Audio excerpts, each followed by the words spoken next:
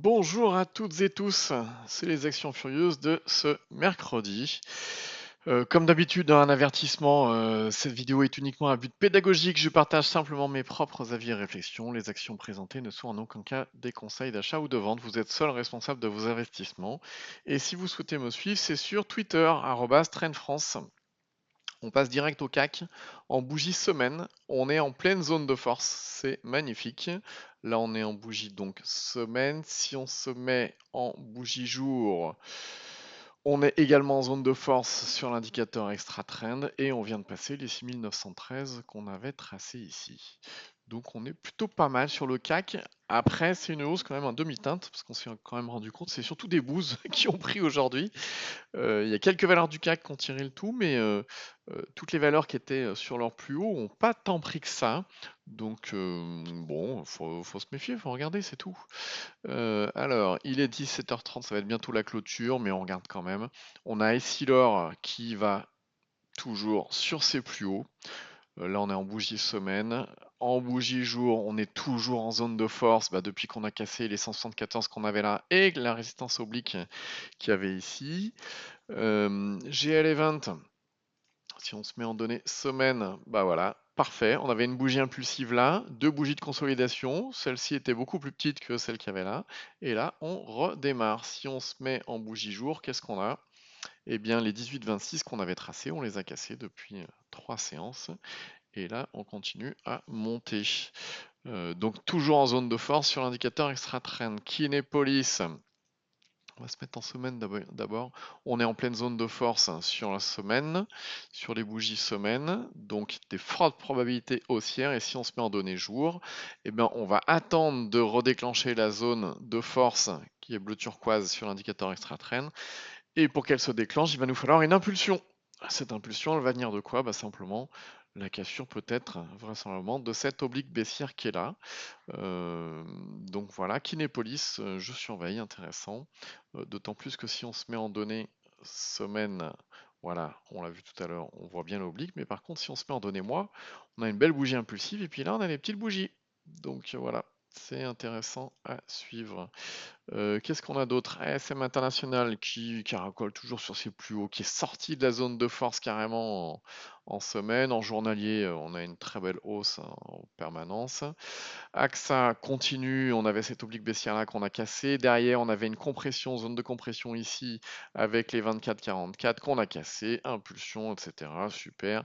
Eichmann, alors que je ne suivais pas forcément, j'aurais dû.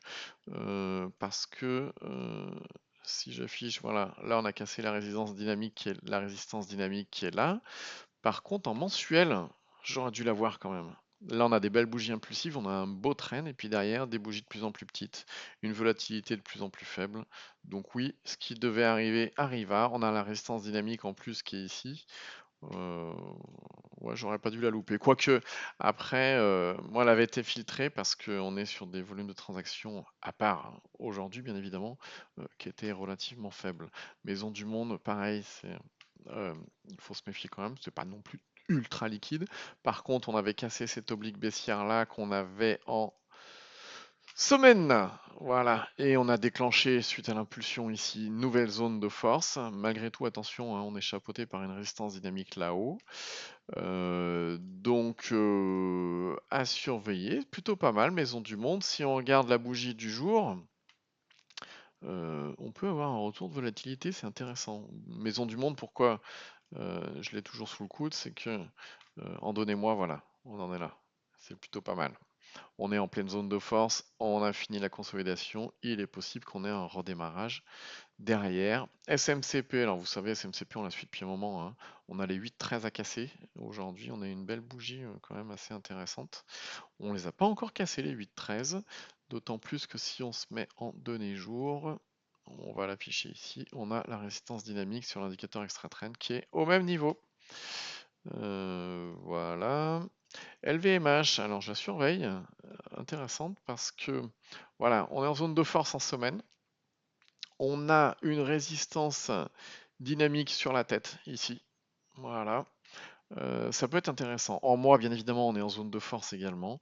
Donc zone de force en mois, zone de force en semaine. Et en journalier, on en est là, ce qui est plutôt pas mal. Donc il va falloir guetter une bougie impulsive. On voit que celle-ci, celle d'aujourd'hui, est quand même plus petite que les bougies qu'on a eues les jours précédents. Donc à guetter, ça peut être intéressant. Vinci, il y a eu un échec. On guettait, on va se mettre en semaine. Voilà, la cassure de cette oblique baissière là. Et ben il y avait déjà une première mèche là. Et ben à nouveau une mèche en ce moment. Ce qui est un petit peu embêtant, même si on se met en mois, c'est pas terrible, hein. Donc à voir. JC Deco, ben, de plus en plus haut comme d'habitude, ça fait plusieurs fois qu'on l'a vu. Esquire, pareil, hein, ça va de plus en plus haut. Esquire, ce qui est intéressant, c'est que si on se met en bougie semaine, voilà, on voit bien la cassure qu'il y a eu là. Et puis l'impulsion qu'il y a derrière. Si on se met sur Vivarium, alors Vivarium, intéressante. En bougie semaine, on est proche de revenir sur la zone de force, donc ça peut être intéressant de la guetter. D'autant plus que si j'affiche la résistance dynamique, regardez sur quel niveau elle est, boum, pile poil là. Si on affiche la résistance court terme, sur quel niveau elle est, et ben là où on a méché aujourd'hui. Donc ce qui est plutôt intéressant. Et puis si on se met en données jours, Vivarium, voilà où on en est. On avait les 18 978 qui étaient tracés là, on les a cassés, on a cassé la résistance dynamique donc hier, hein. Et puis aujourd'hui on a un pullback, un appui sur cette même résistance. Donc il peut être possible que demain, voilà, on repart tout simplement. Maintenant qu'on a fait notre pullback, ça peut être plutôt pas mal. Et puis, dernière qu'on suit toujours, XFAB, on en a parlé, je sais plus, hier ou avant-hier. Bah, elle avait cassé sa résistance oblique qu'on avait là. On avait une résistance dynamique ici. Ce niveau-là avait été cassé. Ça a déclenché la zone de force, etc. Et bon, aujourd'hui, on en est ici. Si on regarde en bougie semaine, voilà, on avait une oblique baissière là, on a cassé, on a une belle bougie, on a des volumes. Il faut voir ce que ça va faire dans les jours qui viennent, mais bon, toujours intéressant à surveiller. Sur ce, je vous souhaite à toutes et tous bah, une bonne soirée. Si vous souhaitez télécharger le même indicateur qu'il y a sur les graphes, c'est l'indicateur Extra Trend qui permet de bien voir les zones de force sur lesquelles on intervient. On peut très bien n'intervenir que sur les zones de force pour avoir un maximum de probabilité et puis occulter tout le reste. Il est fait pour ça, c'est l'indicateur que moi j'utilise au quotidien. Et puis bah, comme d'habitude, vous pouvez vous abonner à la chaîne et cliquer sur la cloche pour être alerté des publications des nouvelles vidéos.